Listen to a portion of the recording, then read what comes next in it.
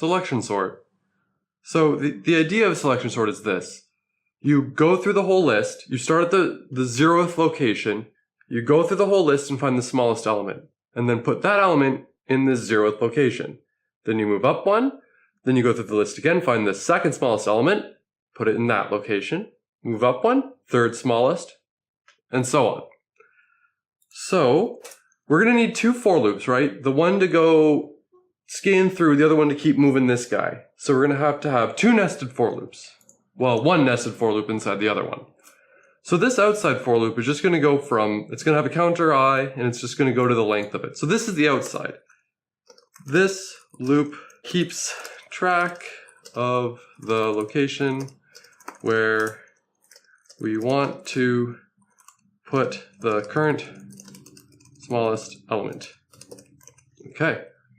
And then this right here, these are 2 variables that are going to keep track of the smallest element we've seen so far and where it is. So, keeps track of the smallest element and where we can find it. Now we've got the inside for loop. This is the one that's going to scan to actually look for the smallest element every time we're moving that outside loop.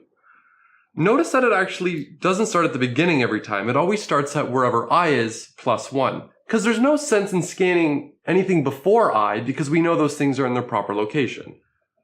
So, inside loop that actually looks for the current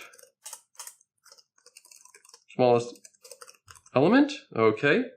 And then in here, we've got an if statement that's going to check if the thing in the current location, J, is less than the minimum value we've seen so far. Because if it is, well then we've got a new minimum element. We'll just update those variables we set up here. So, checks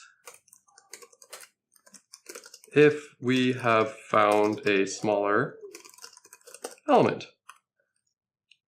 If we did, we do update keeping track of the smallest stuff, okay?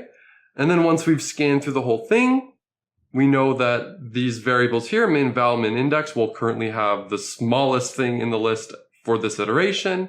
And then here we're just swapping. We're just taking the thing, well, what are we doing actually? We're taking the thing from the ith location, so the place where we want to put the current smallest, and putting it where the minimum, where the smallest thing is, and then we're putting the smallest thing there. So we're just swapping the smallest thing into where it belongs, and the thing that was where it belonged to where the smallest thing was.